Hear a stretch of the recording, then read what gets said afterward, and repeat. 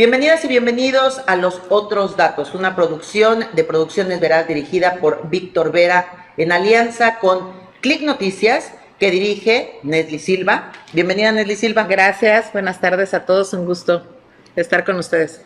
César Muñoz de Ruptura 360, bienvenido, César. Gracias, Janet, gracias a todos por compartir la mesa. Y Julio César Silva de Palco Quintanarrense, bienvenido. Gracias, Janet, muchas gracias. Y el día de hoy me presentó Janet Saldo tocando un tema bien interesante que a todos nos debe de pues llamar. Nos tenemos que involucrar porque se trata de pues la política, el sistema de gobierno aquí en nuestro país. El día de hoy estaremos analizando desde diferentes perspectivas el plan B de la reforma electoral propuesta por el presidente de la República, Andrés Manuel López Obrador. Para ello nos acompaña Hugo Alday. Él es maestro en Derecho por la Universidad Anáhuac del Mayab y es diputado del PT en la 17ª legislatura, presidente de la Comisión de Justicia. Bienvenido, Hugo, ¿cómo estás? Muchas gracias por la invitación, Janet, a tus órdenes. Nesli, los Césares, qué gusto estar con ustedes en esta mesa. Los Césares, mira qué bien quedó.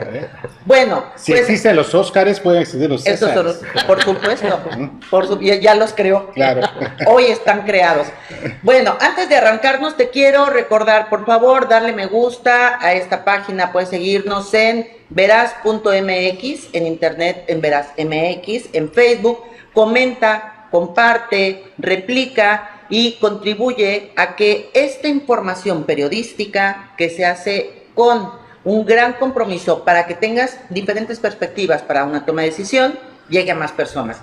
Nos arrancamos y nos vamos al tema de lleno. Hugo, ¿qué es el Plan B y por qué hay tanta controversia en nuestro país al respecto?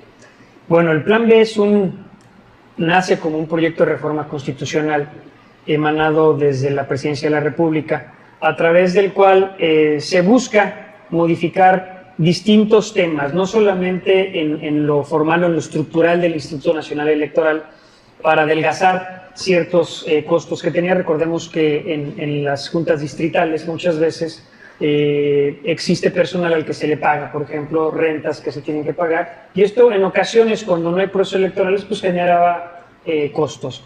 En otros temas también, lo que más me gustaba a mí de este proyecto es que se establecía por primera vez en México el voto electrónico, el voto en el extranjero. Además, se modernizaba el proceso electoral, se recortaban los tiempos del proceso electoral. En lugar de iniciar desde noviembre, se iba a arrancar desde enero. Bueno, eso todavía está ahorita en proceso. Y vaya, era un modelo de reestructuración electoral, actualizándolo en muchos temas que a mí me llamaban mucho la atención, como es el entorno digital y el traer algo que durante muchos años se había pedido, que es que los extranjeros que mexicanos están en otros países, bueno, puedan votar en las elecciones federales. Esto nos iba a generar grandes beneficios. También se buscaba que se redujeran los diputados de 500 a 300, que se redujeran los senadores, si no me equivoco, a 94 en lugar de 128, y con ello también, además de adelgazar estos aparatos legislativos que poco a poco se convierten en aparatos burocráticos y que no avanzan, bueno, tratar de agilizarlos con menos personas que sean con el voto directo, quitar a los plurinominales y así dar una verdadera representación democrática a estos entes. Prácticamente en eso se centraba el Plan B. Y la controversia que hay, porque está en llamas el país en torno a lo que está pasando, incluso ya hablan ahora de un Plan C. Bueno, el Plan C, a tal como yo lo entiendo, siempre tiene que existir. Es el esfuerzo que tiene que hacer cualquier partido político por aglutinar masas, por convencer mediante el diálogo y propuestas para que las personas se fijen en ellos. ¿La controversia en qué está? En estricto sentido, la Suprema Corte de Justicia de la Nación tiene dentro de sus facultades, después de la gran reforma constitucional, que genera una figura que se llama control constitucional. ¿Qué es el control de la constitucionalidad? Es una facultad que se le otorga a la Suprema Corte para que pueda vigilar a todos, a través de sus facultades, vigilar principalmente al Poder Legislativo para que todas aquellas normas que emanan del Poder Legislativo, a sabiendas que los diputados no son peritos en derecho, no son especialistas en derecho, son ciudadanos electos por otros ciudadanos, bueno, pues que estas reformas o que estas leyes que propongan se ajusten al marco jurídico y no vayan contrarias a la Constitución o no violen preceptos constitucionales. Ese es el control de la constitucionalidad. ¿Cuáles son las figuras para poder ejercer el control de la constitucionalidad? Históricamente existió el amparo. Después de esta reforma, a finales de los 90, bueno, ya empezamos con la controversia constitucionalidad y la acción de inconstitucionalidad. Surgen dos figuras nuevas a través de las cuales, bueno, la Corte se convierte en un árbitro formal para decir, oye, tu Estado tienes una controversia con un municipio o con la Federación respecto de un tema y yo, como soy el encargado o el garante del control constitucional, decido quién tiene la razón, si tu Estado o tu Federación. O tu poder con el Estado o tu poder con la Constitución, vienen acciones de inconstitucionalidad donde le dicen, oye, legislatura de Quintana Roo, tu artículo fulano de tal contraviene tratados internacionales, y aquí ya viene otra figura. Los tratados internacionales ya son una figura que se llama control de la convencionalidad. ¿Qué es esto? La Corte también se arroga dentro de sus facultades la posibilidad de vigilar que aquellas normas que emanan del legislativo, tanto federal como los locales, del Poder Legislativo, se ajusten también a los tratados internacionales que tiene México ratificados y que reconocen principalmente derechos humanos.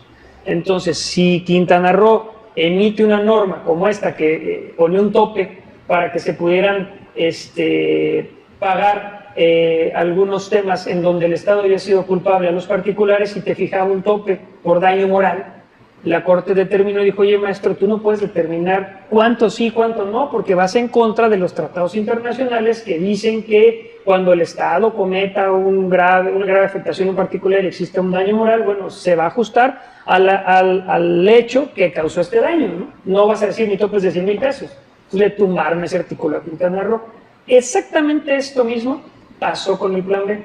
Se inicia el proceso legislativo, no se le da, por llamarlo de alguna manera, el tiempo suficiente a los partidos de oposición con la publicidad correspondiente en la Gaceta y con el tiempo suficiente para que puedan retomarlo, subirlo a pleno o discutirlo, porque parte del proceso legislativo, y esto no lo inventó la Corte, ¿no? Está en los artículos 71 y 72 de la Constitución General de la República, nos dicen, no nos dieron el tiempo suficiente, no se publicó como se debe haber publicado, entonces se está violentando el proceso legislativo porque lo aprobaron y pues yo no puedo votar sin ver, ¿no? No se discutió como se debe haber discutido, es una parte fundamental del proceso legislativo. La Corte recibe la información, verifica que en efecto revíselo usted en 15 minutos y dice, oye, pues te lo regreso, no lo declaro inconstitucional, es inválido tu proceso, te lo regreso, enderézalo y me lo vuelves a mandar. En este sentido, la Corte no lo rechazó por inconstitucionalidad, simplemente dijo, no se ajusta a lo que dice 71 y 72, vuélvemelo a hacer, vuelve a pasar el proceso legislativo y bueno, creo que se prefirió irse por el plan C. Bueno, Nesli, es bastante claro lo que nos ha compartido el entrevistado para quienes no tienen conocimiento de derecho, y estos procesos legislativos es sumamente hoy sencillo comprender qué es este plan B y cuál es la controversia. Pero, ¿tú crees que esta situación, esta violación que hubo por parte de quienes estaban promoviendo esta iniciativa de un proceso legislativo, hoy estaría fragmentando los poderes en México y como tal, tal vez llegar hasta afectar la democracia en nuestro país? Pues de alguna manera sí, en el sentido de que, bueno, sabemos que al presidente no le encantó esta resolución y pues se va directo y encuentra un nuevo adversario en la Suprema Corte de Justicia al hacer uso obviamente del espacio de la mañanera, señalando pues la falta de compromiso y profesionalismo de los integrantes de la Suprema. Y aquí yo creo que es importante destacar justamente lo que Hugo mencionaba, ¿no? Una de las, creo que lo principal que está obviamente en duda es el proceso legislativo, o sea, cómo se fueron violentando todo el proceso hasta llegar a irse a sesionar a un patio, ¿no? Donde no se respetaron las llamadas, no se respetaron que se pudiera discutir en tiempo y forma la propuesta, y básicamente eso es lo que hoy está en duda, ¿no? Y comentándose en mesas como estas, en otros espacios y en todo tipo de expresión que se pueda hacer conforme a lo que está sucediendo en nuestras instituciones en general, o sea, en el Senado, en la Cámara de Diputados, en la Suprema Corte, qué es lo que está pasando, incluso también, ¿no? Lo único creo que bueno también del Plan B y de toda esa discusión es la participación ciudadana, que la gente también se organizó en su momento, salió a marchar en 2 ocasiones, cosa que pues yo nunca había visto que sucediera, una participación tan activa de la gente sin ninguna pues marca política, ¿no? Sino que fueran ciudadanos en realidad defendiendo sus instituciones, y esto pues la verdad es aplaudirse también que la gente se esté involucrando en las situaciones políticas de nuestro país. Dicen, no hagas cosas buenas que parezcan malas, porque si no puede pasar esto. Y a mí me gustaría pues pasar contigo, César, y de ahí que tú le preguntes aquí al invitado, que al final conoce perfectamente bien el tema. Pues estamos hablando de que la propuesta, así como la pone él, pues hubiera resultado muy positiva para el país. Si se hubiera analizado y hubiera habido esa apertura para que lo que se pudiera perfeccionar, como todo que se puede perfeccionar, hoy tendríamos a lo mejor esa reforma hecha una realidad en nuestro país. Sin embargo, así como ha sucedido, pues no pasa. ¿Tú crees que los discursos y las formas de argumentar y defender las propuestas, en específico de Morena, están siendo efectivas, positivas para ellos y para el país? No, por supuesto fallaron, ¿no? La guerra mediática desde diciembre que se presentó la iniciativa, ¿no? El Plan A, el Congreso la echa para atrás. Inicia este periodo de enero, febrero y marzo, cuando nuevamente los poderes mediáticos, Denise Dresser y compañía, empiezan a articular una serie de narrativas que implantan en la población y que definitivamente sí afecta también esta cuestión. Fuera de lo desasiado del proceso legislativo, que es muy criticable y Hugo ya lo acaba de decir, pues lo demás es también lo desasiado de la otra parte, ¿no? Porque me parece, hicimos nosotros un análisis en nuestros medios de el número de portadas de periódicos, el número de los noticieros, el tiempo que dedicaron precisamente para establecer las narrativas. ¿Qué narrativas? Está en riesgo la democracia, cuando antes, nosotros ya lo platicamos, las elecciones solo son un componente de la democracia, no son la democracia, ¿no? Me gustó mucho un programa de esta mujer tan lúcida, esta Sabina Berman, en Sin Aliento, en el Canal 11. Ella entrevistó en marzo, precisamente cuando Denise Dresser lanza este video incendiario, prácticamente es una puñalada al corazón de la democracia, ¿no? Este Plan B. Ella entrevista a 2 exconsejeros, a Bernardo Barranco y a Eduardo Juchín, también abogados, ¿no? Muy buenos además en sus actuaciones, me tocó verlos. Y ambos establecieron precisamente desde la parte jurídica esta situación de por qué no estaba en riesgo la democracia, por qué era muy bueno el Plan B. El Plan B, para muchos que no lo sabíamos, modificaba 5 leyes y creaba una nueva, ¿no? Eso era, y principalmente atacaba lo presupuestal, ¿no? Ese era el corazón de la iniciativa. Pero bueno, los medios que no se van a comparar contra la mañanera, porque esa también es otra confusión. ¿Cuántos medios de comunicación tenemos en todo el país? Y todos multiplicando y replicando los mismos mensajes que hasta muchos de mis colegas creen hoy en día, ¿no? Y es esta cuestión de que está en riesgo la democracia, las elecciones van a volver a ser iguales, las elecciones las quiere hacer el gobierno, cuando todos sabemos que las elecciones las hacen los ciudadanos, los que votan y los que la organizan, ¿no? El costo de las OPLES, por ejemplo, ¿no? Bernardo Barranco daba un dato muy interesante, que ellos hicieron en su momento una investigación sobre estas OPLES y cuáles salían más caras comparadas con otras en América Latina. La del Estado de México se volaba la barda, ¿no? Es decir, esta cuestión de pues todas estas narrativas que se fueron insertando, pues yo creo, y para responder también a tu pregunta, Janet, que pues sí, Morena y el presidente perdieron totalmente la batalla, ¿no? Y hay quien dice, y ahora pues también que el poder de la mañanera, pero pues ya está visto, porque definitivamente el poder lo perdieron contra los medios de comunicación. Y en ese contexto, pues Hugo, que también le encantan los medios de comunicación, ¿no? Y participa también con nosotros, hizo una columna que yo creo que vale la pena preguntarle, ¿no? La semana pasada. La tituló, y decidimos respetar siempre sus títulos, El derecho entre pairos y derivas, ¿no? Y más o menos citando, estamos presenciando una descarnada lucha entre la política de masas y el derecho, entre pairos y derivas en el vaivén del Estado de Derecho.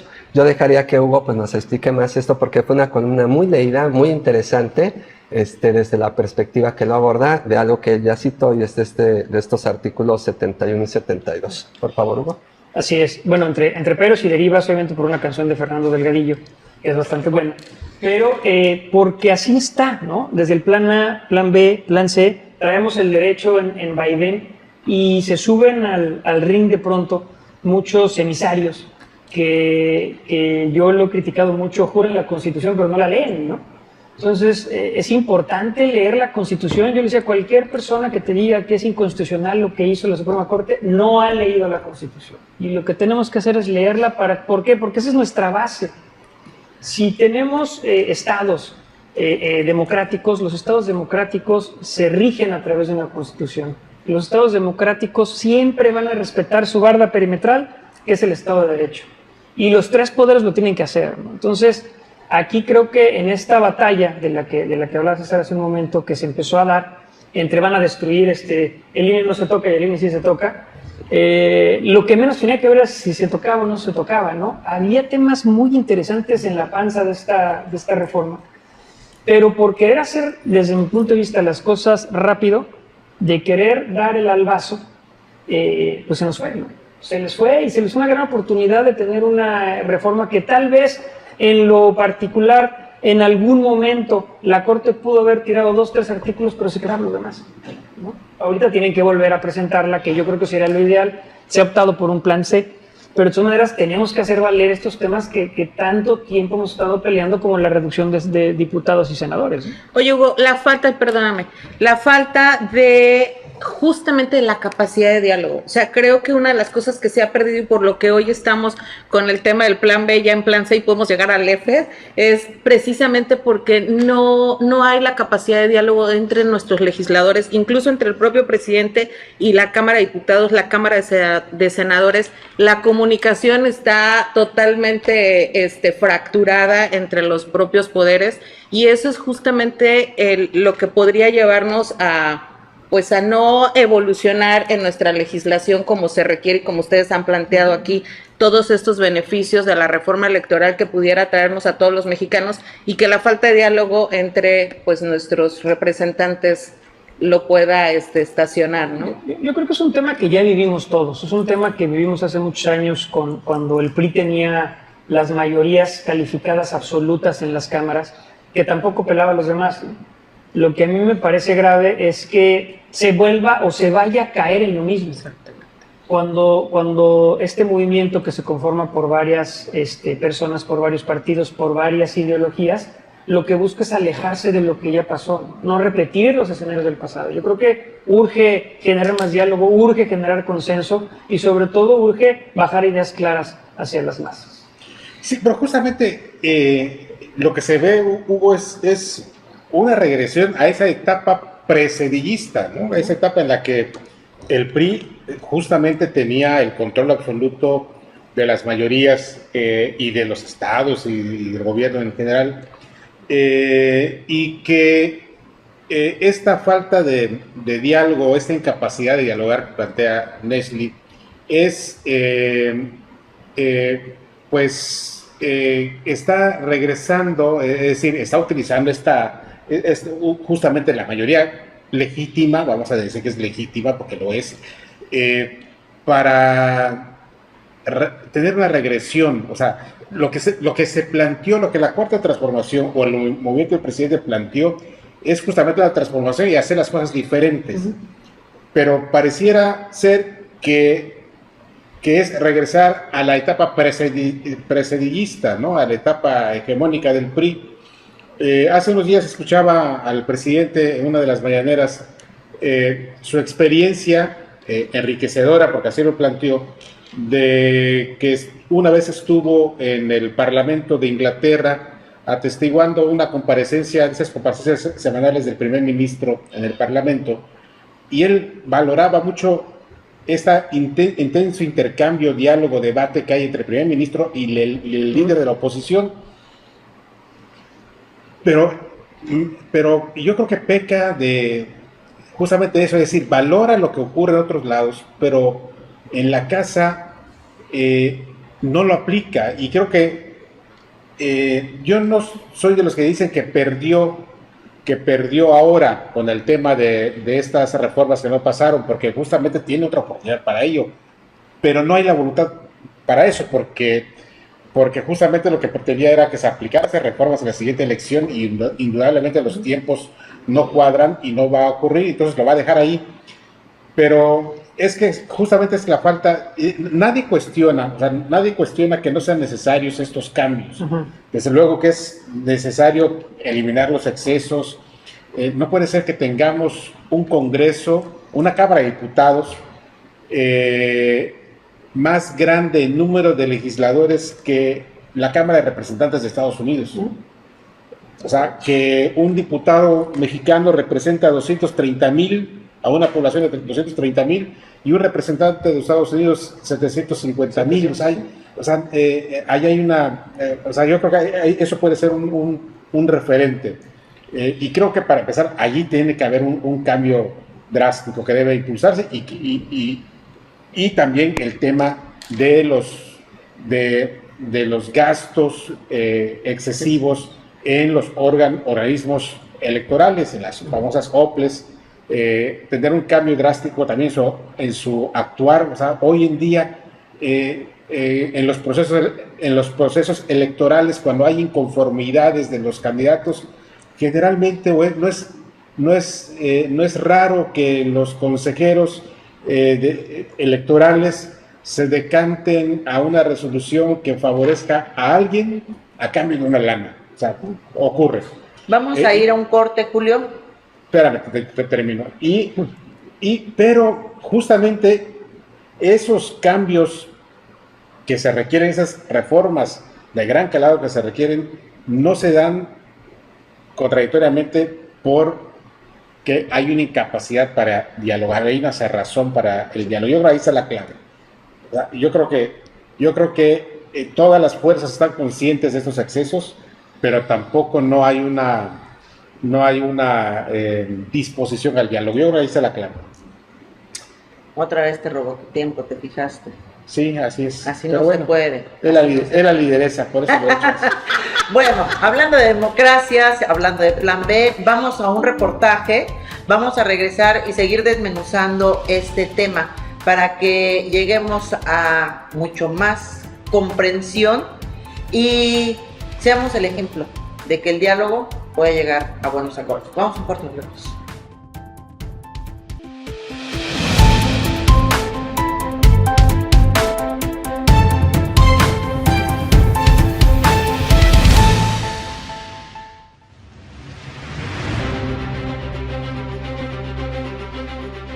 La Suprema Corte de Justicia de la Nación ordenó la suspensión de la segunda parte del Plan B de la reforma electoral propuesta por el presidente de México, Andrés Manuel López Obrador. El ministro Javier Lainez, juez instructor de la controversia constitucional presentada por el INE, ordenó la suspensión hasta que se resuelvan los recursos de reclamación en contra de la medida cautelar promovidos por el Ejecutivo Federal y la mayoría del Congreso. La medida busca la eliminación de las juntas distritales, la reestructuración de las oficinas centrales y el despido masivo de personal del Instituto Nacional Electoral, especialmente del servicio profesional.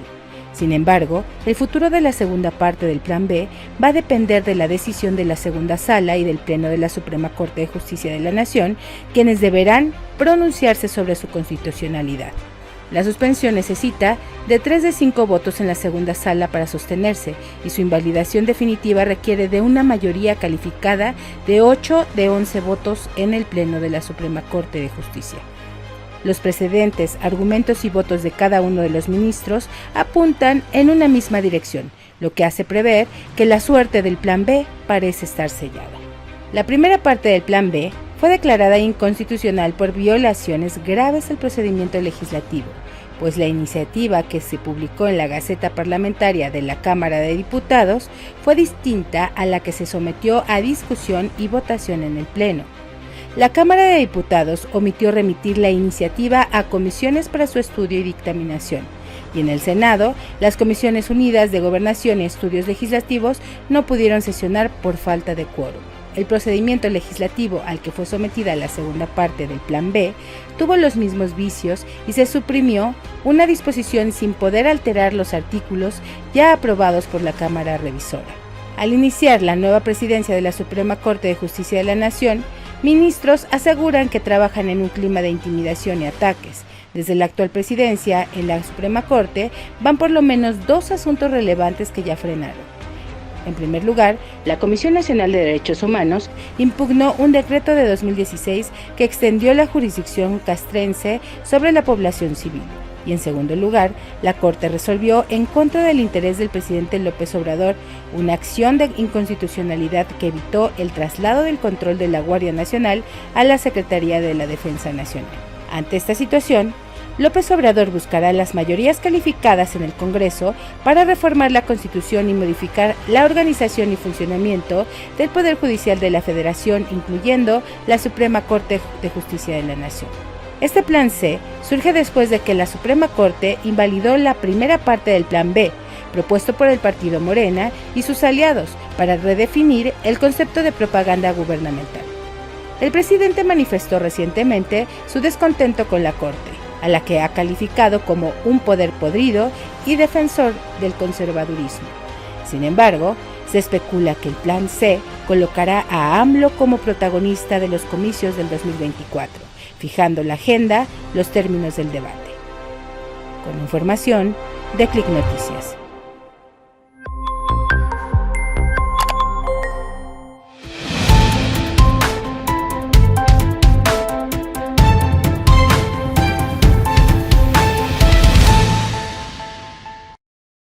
Regresamos a los otros datos. Este programa de Producciones Veraz, en alianza con Click Noticias, Ruptura 360 y Palco Quintanarroense. Hoy hablando del Plan B, de cuál era su contenido, cuál es la controversia y lo que sí ha pasado y lo que no está pasando. Se han puesto sobre la mesa temas tan interesantes como qué era lo que estaba promoviendo y eran cambios que requiere el país. Estamos de acuerdo hasta ahí. Hemos coincidido en que la Suprema Corte pues hizo su chamba, revisar y decir el proceso legislativo no se respetó. Y ya nos explicó ampliamente nuestro invitado de hoy, Hugo Alday. Y el tema de los medios, la controversia que hay y cómo empieza a generar una aparente fractura entre los poderes. Y hemos llegado a un punto en el corte que a mí me gustaría que lo abordáramos, y es el tema de la comunicación. Hoy, ¿quién prefiere empezar? ¿Qué pasa con el tema de la comunicación? Los argumentos para defender no solo el Plan B, llámese Tren Maya, llámese INAI, llámese INSABI, los argumentos no están siendo los adecuados, el Estado no está sabiendo comunicar, y hablando específicamente de la presidencia, ¿está provocando la misma presidencia desde su lugar confrontación o simple y sencillamente de veras si hay una guerra muy sucia y una intención maligna de acabar con lo que desde ahí se quiere promover? Un boicot. Un boicot. Un complot. Un complot. Nuestro invitado, te vi que le hiciste tu expresión así de, ¿qué digo? Por favor. Pues yo creo que mucho de todo.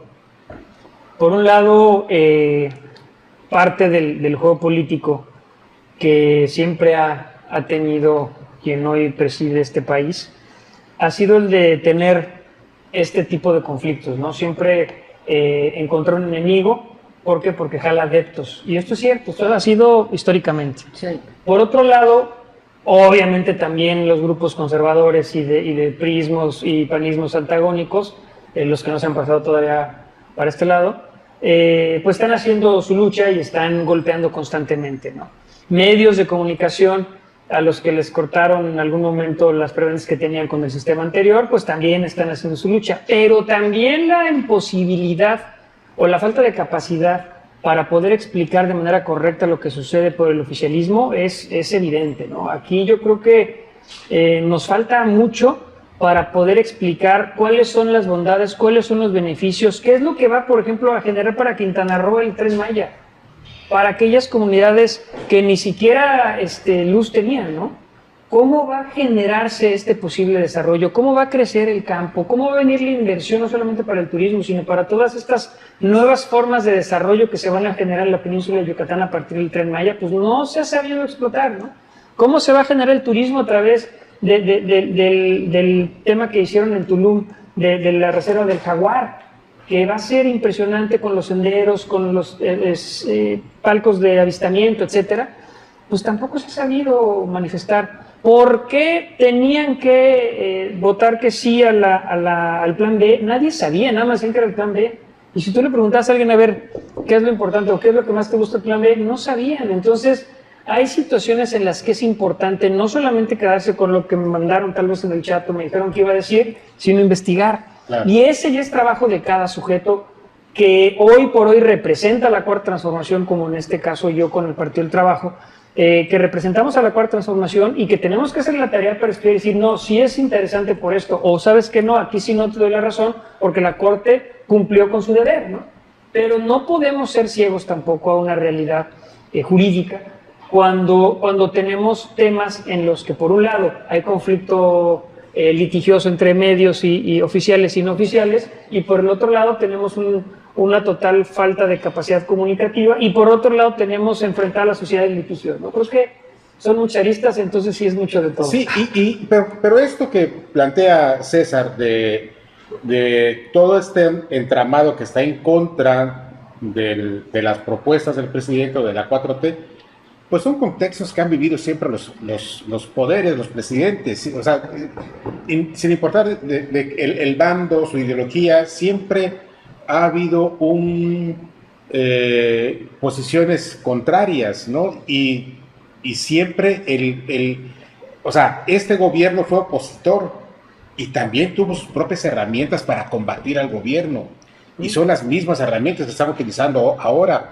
Entonces es el juego del poder y la disputa del poder, y que así ha sido, así es y así será siempre. Aquí el asunto, lo que se tiene que poner en práctica es justamente esa capacidad de dialogar, porque el hecho de que seas una mayoría no te da derecho a pasar por encima del que piense diferente. O sea, si piensa diferente, debes tener la capacidad para acercarte y decir, oye, ¿por qué no estás de acuerdo? Y tratar de convencerlo, ¿no? Entonces, me parece que ahí está el meollo del asunto. O sea, sí, hay grupos que se oponen y se seguirán oponiendo, pero el que tiene el interés o tiene el proyecto de nación que asume que es el que debemos de seguir, pues debe tener la capacidad de convencernos a los que pudiéramos no estar de acuerdo. Estaría de acuerdo contigo. Que no es como convencimiento. Creo que hoy México no necesita que te convenzan, necesita que expliquen con claridad qué es lo que se está haciendo, porque al final, pues es nuestro derecho. Pero sí necesitan que lo convenzan. Pero mira, nada más. Sí. Estaría de acuerdo con Hugo, pero digo con Julio. Con Julio olvidas una cosa. Una cosa era tener a los medios del PRI con el amplio presupuesto y millonario difundiendo con esos millones de pesos toda la ideología y lo que le convenía a un partido. Y otra cosa es que ahora también lo hay con pocos medios, porque también la 4T tiene sus medios, ¿no? ¿Y qué tipo de medios? Ese es el problema. Pero permíteme. Pero permítame. Independientemente de que elijan o no, el factor presupuestal es importante. Tú y yo hemos sido directores de periódico y sabemos muy bien cómo se mueven los intereses y a quiénes hemos servido, ¿no? Eso hay que decirlo públicamente también. Si nosotros que servimos y decidimos jugar con ciertos intereses, porque no me mentirás, ¿no?, que los medios no servimos a la ciudadanía, servimos al interés de los empresarios. Es duro decirlo, claro que sí. Todos los que estamos trabajando en medios servimos a estos intereses. Entonces, una vez dicho esta parte de manera honesta, ¿no? Porque así es, pues lo que tenemos que ver nosotros con esto que estás diciendo, pues no es tan justo, pues porque antes eran muchísimos millones de dólares, ahora son millones de dólares también. Y coincidiría contigo, no han sabido escoger los medios. Pero definitivamente, y para también comentar algo con Ashley, cuando le pregunté, y no me lo contestó, ¿cuántos medios tiene este país? Contra la mañanera. Evidentemente es una lucha desigual, por donde lo queramos ver. Y nada más para muestra un botón. Todos los días vean ustedes las portadas del Universal, en la Reforma, los medios más importantes escritos, ¿no? Y ya saben para dónde están. Y estos medios actualmente no están recibiendo un solo peso de presupuesto gubernamental. Vean Televisa, vean TV Azteca y vean todos los grupos que también, y ya para terminar en esta intervención, es que no nos hagamos tampoco que padezcamos algo de la memoria, ¿no? El punto aquí es que los medios en toda América Latina, en todo el mundo, ¿sí? Son conglomerados que pertenecen a empresarios. Y esos empresarios tienen tentáculos no solo en los medios, tienen tentáculos en los medicamentos, tienen tentáculos en todo lo que la 4T también ya afectó. Entonces, yo lo que sí digo es, lo hubieran podido hacer de forma más inteligente, pero abrieron la caja de Pandora y se están metiendo con unos intereses muy fuertes, y si a eso añades el fenómeno de la inseguridad también con estos poderes fácticos, y ¿no? de la corrupción que están propia atacando también, y de la o sea, corrupción que también más hay. para ello. Sí, y la entonces corrupción. no es una cuestión, no están en el papel de víctima tampoco. O sea, este movimiento del presidente tampoco se puede asumir como víctima. Pero no es por ahí, la palabra no es víctima, son los hechos. O sea, esta tal cantidad de medios, ¿no? Quintana Roo podríamos citar cuántos medios tiene, ¿no? Es que yo creo que tendríamos que hacer un programa específicamente para analizar el tema de los medios y sus políticas, porque a final de cuentas no dejan de ser empresas todos los medios de comunicación, y tienen sus propias políticas y su propia línea editorial. Intereses. Entonces, Claro, yo no todos. creo que Todos. sea el punto aquí, y lo que creo que es importante que retomemos es la comunicación como se ha venido dando desde la parte oficial, ¿no? Cómo ha sido su política de comunicación, que a final de cuentas hace que sea los contras y los a favor de la propuesta del presidente. Cómo ha venido obviamente influyendo esta comunicación en los ciudadanos y en la forma en cómo estamos viendo las políticas que se plantean para avanzar o no en una democracia de nuestro país. Entonces, el punto que yo quisiera, Hugo, que nos pudieras dar tu punto de vista conforme obviamente a la cuestión legal, es si esta exposición que tiene todos los días el presidente en la mañanera, incluso de estos medios en los que César señala y les dice que son unos traidores y demás, porque obviamente hoy el presidente no tiene una figura que en su momento la tuvo Peña Nieto, la tuvo Felipe Calderón, que era el propio Andrés Manuel en la oposición, ¿no? Señalando todas las corrupciones que hacían estos presidentes en su momento. Pues hoy no hay más que medios de comunicación haciéndole contrapeso al propio presidente. ¿Es legal que se utilice esta mañanera como un foro de expresión para señalar a la Suprema Corte de Justicia, a los medios de comunicación y a todos aquellos que están en contra de sus propuestas? Bueno, yo creo que legal sí es, o sea, puede utilizar cualquier medio, cualquier palestra, cualquier tribuna, cualquier aunque plataforma. sea un medio que sea financiado por la propia, por recursos públicos. Hay medios del Estado. Permíteme, César. Ahí en su momento, si son procesos electorales, pues sí existiría probablemente alguna acción en contra por estar pautando, pero en estricto sentido yo creo que desde cualquier palestra puede salir. También recordemos que muchos de los medios que hoy existen en lo nacional y en lo local, detrás tienen algún gobernante, ¿no?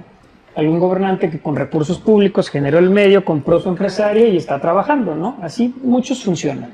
Hay que mencionar que hace poco la sección ¿Quién es quién? En las mentiras de la mañanera, ya recibió una recomendación internacional y se pidió que se baje, porque está violentando los derechos y la libertad de expresión. ¿Y qué dijo el presidente? ¿No? Entonces, aquí fíjense que me llama la atención porque hemos entrado al tema de los medios, cuando creo que el tema tiene que ir más allá de los medios, porque es lo que estamos haciendo aquí. Yo creo que si las empresas, si es cierto, son un negocio, yo creo que no puedes generalizar. Hoy el Estado también tiene sus recursos y los está aplicando como más le conviene. Si él quiere estar corto de recursos para medios, fue su decisión.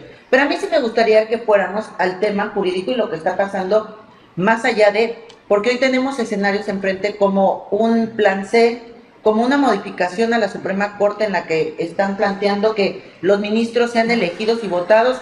Esto, ¿cómo nos deja parados, aparte, en medio de estos escenarios de polarización? Eso justamente de la elección de los ministros que plantea el presidente, que se elijan popularmente. Él argumenta el tema de que así se hacía con Benito Juárez.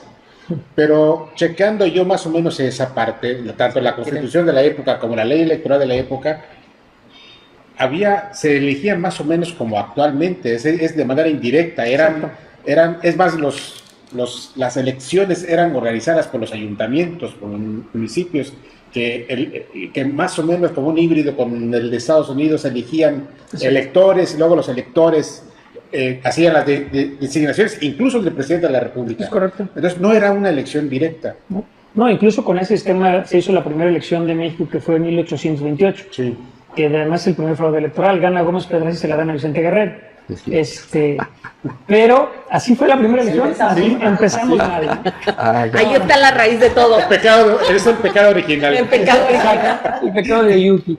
Pero aquí yo creo que un tema, yo no estoy de acuerdo. Yo en ese tema fundamentalmente creo y estoy convencido que tenemos que regresar a la ilustración, a los clásicos, Rousseau, Montesquieu, desde Luke y sobre todo el maestro Hobbes, pues no se equivocaron, ¿no? Por eso hay democracias, por eso están bien sustentadas las democracias en el norte de Europa y en gran parte del mundo, porque siguen el librito y además metieron Marx, pero Marx bien aplicado, no Marx setentero como el queremos aplicar acá. Entonces, en ese sentido, elegir popularmente a ministros de la Corte, por más requisitos que le pongas, que tiene que tener experiencia de tantos años en Derecho Procesal Constitucional, que tenga doctorado en Derecho, que sea honesto, forma honesta de vivir, que además no hay muchas maneras de acreditarlo, vaya, por más candados que le pongas, cierras el círculo. Si hoy vemos el México que tenemos, que creo que hacia allá tenemos que transitar a cambiarlo, tenemos un promedio de educación de 9.7 años, es decir, a duras penas, en promedio tenemos secundaria terminada si no reprobamos un año, ¿no? Tenemos secundaria terminada en el país. Menos del 18% de los mexicanos tienen una maestría y menos del 1% está en un doctorado. En ese sentido, todos los ministros de la Corte son doctores en Derecho, ya pasaron 2 o 3 maestrías, especialidades en Derecho, llevan 20 años resolviendo asuntos en juzgados de distritos y en colegios de circuitos.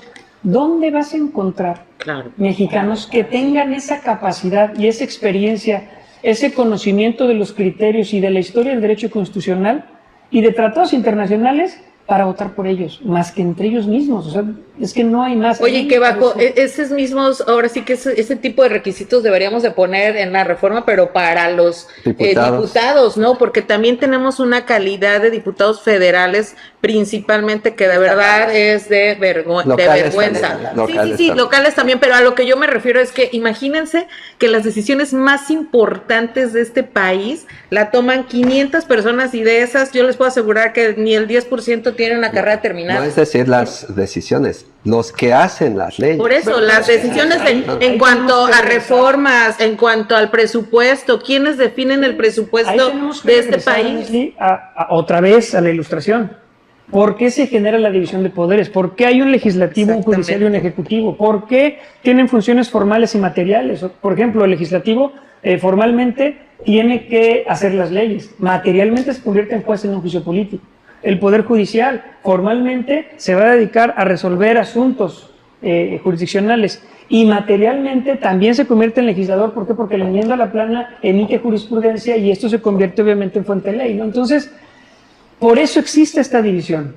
El poder legislativo, en estricto sentido, es la representación directa del pueblo. Entonces ahí, poner requisitos es un tema muy complicado. Depende de los partidos políticos aventar a sus mejores cuadros para poder transitar. Sí, Eso pero sí, sabemos que eso no existe, ¿no? Y sabemos que tiene que ver una cuestión también ahora, o sea, ¿qué es lo que he estado viendo y analizando y que de verdad es un tema de reflexión y de preocupación? Que nuestra clase política, y déjame decirte que eres de las excepciones y te felicito por la preparación y el trabajo que has venido haciendo en la legislatura, porque desgraciadamente nuestros legisladores cada vez están menos preparados, no hay una preparación, y ya no hablo nada más de lo académico. Había muchos diputados que de oficio, ¿no?, conocían perfectamente áreas y encabezaban luchas sobre ciertos sectores de la población, pero ahora no, ahora tal parece que los diputados, tanto locales como federales, llegan acompañado al Ejecutivo, ya sea el presidente de la República, al gobernador de cada estado, solamente para pues ser ese refuerzo de apoyar sus reformas, sus leyes a conveniencia del Ejecutivo y no de los ciudadanos. ¿Dónde quedó la representación popular realmente a través de los legisladores? No hay una representación popular, hoy los diputados parece que son solamente elegidos por la incondicionalidad hacia el Ejecutivo y no hacia el ciudadano.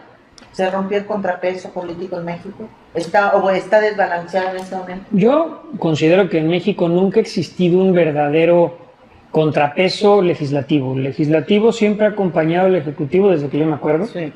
Desde que íbamos a defender el peso como perros y lloramos después como no pudimos, hasta la fecha que es donde yo me acuerdo. Pero el Poder Judicial siempre ha sido el único contrapeso a todos, ¿no? Tan es así que dicen, es que el Poder Judicial siempre ha sido lo mismo. No, señores, Zedillo lo bajó a la mitad y además les controló muchos temas, pero también les dotó de mayores facultades, ¿no? Entonces aquí sí creo que tenemos, desde mi punto de vista, que sostener este equilibrio hasta donde se pueda. Si no existe fácticamente la división con el legislativo porque se está trabajando en conjunto hacia un rumbo, y me dicen es que el Poder Judicial no está trabajando hacia el proyecto de nación. Y yo ves que el Poder Judicial no tiene que trabajar hacia ningún proyecto de nación porque el Poder Judicial se dedica a resolver la constitucionalidad y convencionalidad de todo, ¿no? A ellos el proyecto de la nación ni les va ni les viene. Su tema es la Constitución y de ahí no se van a mover y no tienen por qué moverse. Esa es su función y por eso es importante que retomemos a los clásicos, ¿no? Si queremos empezar la historia política de México a partir de la cuarta transformación, sin considerar las otras tres, con todo lo que se vivió, con todo lo que se perdió y con lo poco o mucho que se ganó, creo que no vamos a tener un contexto real de lo que es este país, ¿no? Los legisladores históricos, por ejemplo, el constituyente del 57 fue maravilloso, ¿no? Si algún día tienen la oportunidad de leer las de Emilio Rabasa, y unas memorias de Emilio Rabasa como constituyente del 57 que editó la UNAM, es una maravilla el señor porque te habla de los clásicos como si hubiera platicado con ellos, ¿no? Pero hoy en día nadie sabe el tema, ¿no? Es un tema grande. Y también creo que hace falta por parte de los partidos políticos justamente reforzar sus áreas de formación política, ¿no? O sea, yo recuerdo que en algún momento los partidos políticos tenían esta preparación, había cuadros que empezaban desde jóvenes ya con estas inquietudes y hoy pues hay mucho improvisado que ni siquiera trae una ideología de la izquierda, de lo que es que son las diferentes ideologías políticas, o sea, se ha perdido también la parte de la ideología y todos así como nada más, sí, lo que diga él. A mí me gustaría regresar. Principito. Sí, a mí me gustaría regresar un poco a por qué López Obrador lanza esta propuesta de que los magistrados ahora tengan que ir a elección. Todos conocemos que el presidente es un gran distractor también, ¿no? Hay que decirlo. Es decir, ante ciertas cosas, pues distrae, ¿no? Veamos nada más cómo se ha comportado últimamente. Los últimos viajes que ha hecho, sobre todo los fines de semana, ha sido aquí a Quintana Roo, ¿no? Tren Maya. Porque el Tren Maya es un proyecto que, aunque ya lo prometió, todos los hemos visto, no lo va a cumplir, por lo menos para el caso del tramo más rentable, no lo va a cumplir. Es el que se va a inaugurar nada más, media Cancún, es el único que se va a inaugurar. Sí, pero no lo va a cumplir aquí, ¿no? Entonces, había ha habido un golpeteo ya incluso con la colega Adriana Varillas, que sacó esto de los cenotes que estaban siendo dañados, etcétera, etcétera. Y pues sale el presidente con esta propuesta que pues finalmente yo creo que hasta él sabía, por el desaseo del que habla Hugo, legislativo, pues que los magistrados lo iban a echar para atrás. Y ahora está teniendo la misma receta que hizo con el INE, ¿no? Con los magistrados, bueno, con los consejeros, perdón, ¿no? Pero bueno, los consejeros ahí también, Córdoba y Murayama se la ganaron porque eran árbitros y se quitaron ese papel de árbitros, pues prácticamente para lo que ahora ya conocemos. Córdoba en Latinus, etcétera, etcétera, ¿no? Entonces, esta cuestión de que creo que sí habría que preguntarse también mucho esto de los porqués del presidente, ¿no? Yo creo que lanza esto, pero sabemos que es irrealizable, ¿no? Salvo que pues los diputados que se alinean siempre, como se alinearon todas las legislaturas del PRI al PRI, las del PAN al PAN, ahora los demás. ¿Qué pasó con el presidente? Al principio hubo 2 o 3 temas ahí al arranque de su gobierno que salió por unanimidad y lo presumió incluso. ¿Qué pasó después que dejó de dialogar? Yo creo que, digo, no es santo de mi devoción, pero creo que el haberse enfrentado con Ricardo Monreal le costó mucho a la Cuarta Transformación el acomodo en el Congreso. ¿Por qué? Porque Ricardo Monreal, sea santo o no santo de muchos, lo único que yo sí le puedo reconocer al señor es que es una persona que sabe mucho de derecho constitucional y sabe mucho de política y se conoce todos los recovecos de los congresos, ¿no? Entonces él tiene relación prácticamente con todos, hasta cierto punto les ayudaba a todos los colores para que salieran sus temas. Y es una forma de hacer política, ¿no? Sí, claro. Vamos juntos, te ayudo, me ayudas. Al momento que empieza esta pelea que se da con distintos grupos, y no, que es un traidor, Ricardo Monreal, y háganlo a un lado, se le empieza a caer la operación y toda la operatividad con la oposición en las cámaras se cayó a partir de ahí. Ese es mi punto de vista. Sí, definitivamente. Pero es parte de la chamba ahora sí, ¿no? Que le toca hacer obviamente este cabildeo con todas las fracciones, más cuando pues se supone justamente la noche triste, ¿no? Que le llaman los senadores, lo que pasó fue eso, y él salió a reconocer ¿cómo dijo? Mi liderazgo está socavado. O sea, que alguien con la trayectoria política legislativa de Monreal diga y declare esto ante los medios es porque definitivamente él sabía que no hay manera, y que además eso le abrió la puerta para que también el presidente después de 2 años lo recibiera, ¿no? Y volviera este acercamiento que tuvo Ricardo Monreal con el presidente de la República justamente el día que se definió esta serie de leyes que se aprobaron al cierre de la sesión. Y la falla de Cordero, ¿no? Que la sacan de Gobernación, ¿no? A la ministra, precisamente para que fuera contrapeso de Monreal, ¿no? Pero siguió siendo... Pero yo, si me permiten, yo creo que el tema de la doctora Sánchez Cordero, de la ministra en retiro, creo que hay un tema ahí de alejamiento. Sí. Pasa con Tatiana Cloutier, pasa con Olga Sánchez Cordero, pasa incluso con Nieto, pasa con varios, hay un alejamiento y se enfría. Entonces tampoco creo que la ministra esté haciendo mucho, ¿no? La ministra se mete a lo legal, a lo que le corresponde a su papel, pero con este alejamiento ella pudiera ser también una manera importante de cohesión, pero tampoco creo que la dejen operar, porque ella sí es bastante capaz, ¿no? ¿Cuál sería el costo para México económicamente y jurídicamente de estas tomas de decisiones así a bote pronto? Porque lo digo yo, así de momento se sienten las decisiones. Cuando vemos, por ejemplo, se creó el INSABI, ahora ya lo quitaron, ahora que sí era la Guardia, que sí ahora ya va a ser entonces, y eso cuesta. ¿Cuál va a ser el costo? Digo, lo que se están ahorrando de momento es algo, ¿y en dónde queda el ahorro?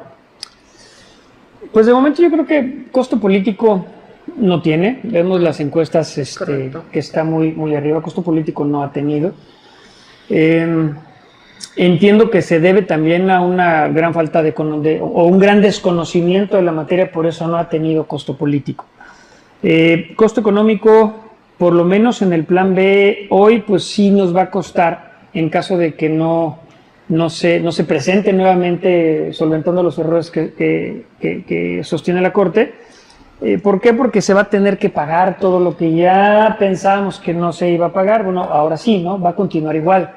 ¿Y por qué no lo presenta el Ejecutivo otra vez para hacer ver a la Suprema como la villana, etcétera? Porque no está, bueno, y también esta narrativa, ¿no? Sepultan el plan B, acaban con el plan B, cuando en la realidad no es verdad. No es verdad, no está sepultado, simplemente le dijeron, enderezame esto y vuélvelo a presentar. Es inválido así, cámbiamelo así. Oye, Hugo, había voces de algunos juristas donde decían que se tirarían todo lo que se aprobó en esa noche en el Senado. Y ahí había también algunas propuestas pues que venían, la verdad, muy luchando buenas. La sociedad civil como con el tema de los padres que no dan pensión, ¿no? Que se metieran al registro de deudores y demás. O sea, no es que se debe de caer, o sea, según explicaban, es todo el proceso. ¿Por qué? Porque el paquete de las 20 iniciativas que se presentaron se anulan. ¿Por qué? Porque el proceso legislativo estuvo mal. No es nada más el plan B, es todo lo que implica ese paquete que se votó ese día. Esas las 22, si no me equivoco, sí, 22.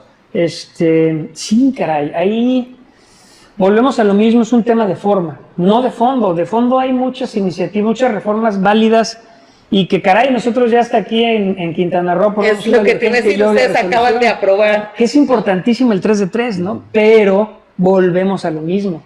Si no se observa la forma que establece el 71 y 72, es el mismo caminito, ¿no? Aquí hay varios temas, uno de ellos y el más fuerte por el que se pueda caer es el quórum. El quórum, sí. No hubo quórum en algunas votaciones o se caen esas votaciones únicamente o se puede caer todo, depende de lo que impugnen, pero pues sí hay temas ahí que puedan afectar la invalidez. Bueno, estamos llegando al final de esta emisión de Los Otros Datos. Ha sido un extraordinario programa. Me quedo con mucho. Me gustaría que empezáramos con las conclusiones, Nesli Silva. Pues yo lo único que puedo, con lo que me quedo y platicando con ustedes es que sí, definitivamente tenemos que practicar el diálogo, aprender a escuchar, aprender a aceptar también que hay cosas que no todo lo que yo digo o pienso es la ley, sino que podemos abrirnos a poder escuchar. Yo lo único que le digo a la audiencia, no se queden con una sola versión, hay que escuchar a los medios que están a favor y que más que medios yo creo que también hacen propaganda política, ¿no? Como los que critican y que son financiados por estos grupos empresariales que señala el compañero César y que hagan un propio juicio. Yo creo que tenemos hoy la capacidad los mexicanos de razonar, porque viene un año súper importante. El 2024 es fundamental para que el ciudadano esté bien informado, que no se deje influenciar por cualquier tipo de medio a favor o en contra de la 4T, sino que puedan tomar una decisión consciente de lo que más le conviene a él y a su familia. César. Pues lo más preocupante es, como señala Nesli, viene un proceso electoral importante. Pues parece que nada va a descarrilar a la 4T, ¿no? Al contrario, el partido, más que el presidente, incluso empieza a ganar más aceptación. Y sí, coincido en que pues ahí tenemos un gran problema, porque si también tomamos en cuenta quiénes van a ser los nuevos cuadros de la 4T, digo, Hugo podría ser uno de ellos, está en el PT, pero ya ven como ese eslogan o jingle, ¿no? El PT está con la 4T, ¿no? Algo así. Es la 4T. Sí, es la 4T. Entonces, pero seguiremos viendo que va a haber, igual que Morena está repitiendo lo mismo que los otros partidos, un reciclaje de sus políticos hasta viejos, ¿no? Monreal yo creo que ya está, aunque sea bueno, pero ya está viviendo tiempo extra. Entonces, coincido contigo, Nesli, deben estar bien informados, aunque desafortunadamente el ambiente mediático no es el más adecuado. Creo yo con honestidad que estamos viviendo el peor de los ambientes mediáticos, como no se había visto, porque los medios están sirviendo ya a fines políticos y no al interés público, eso es evidente. Y entonces, pues bueno, la gente pues tendrá que informarse por medios alternativos, ¿no? Que hoy en día empiezan a dar la batalla, medios pequeños que están ahí, que no tienen intereses y que pues son los que están sacando la chamba del periodismo. Julio. Bueno, creo que no hay que tenerle miedo al tema de que haya medios que tomen partido, ¿no? En otros países ocurre, más avanzados que nosotros en el tema político y democrático, en el ejercicio de la democracia. Pero yo creo que este gobierno está haciendo muchas cosas que son buenas, bien, o sea, que son para bien, eso quiero decir, que son para bien, como el Tren Maya, el aeropuerto de Tulum, el aeropuerto de Tulum durante mucho tiempo se paró por falta de presupuesto y quizá por algún interés para proteger allá a Sur, pero se paró mucho tiempo y ahora está en un proyecto en marcha. Sin embargo, son los modos, ¿no? Son los modos, no pueden hacerse las cosas de manera autoritaria, sin dialogar. Yo creo que ahí está el detalle, insisto. Y esto que ocurrió de la Corte echar para atrás o de corregir la plana al Poder Legislativo, ojalá que quede como lección para esta clase política. Y tomando en cuenta que el pronóstico es que tendremos Morena para rato, ¿no? Pero que sea para bien, que este sea un parteaguas y que hayan aprendido la lección para que en adelante hagan mejor las cosas. Hugo, ¿alguna conclusión, algo que nos lleve a terminar de cerrar este buen programa que el día de hoy dieron todos ustedes? Pues yo únicamente en atención también a lo que han comentado hace un momento en las conclusiones, creo que es importante que no se caiga en aquella obra, ¿no? Desgranando la mazorca, porque poco a poco se desgrana. Y considerando también lo que viene a futuro, es importante también buscar los cuadros, como decía César, ¿no? Buscar los cuadros, porque de aquí a lo que viene ya no se alcanza ni un diplomado en línea, ¿no? Entonces, sí necesitamos tener cuadros que realmente ayuden a crecer, a construir, ¿no? También es importante sostener la división de poderes, sostener el Estado de Derecho, porque sin Estado de Derecho y sin división de poderes no hay democracia, ¿no? Ahí es cuando se empiezan a acabar las democracias.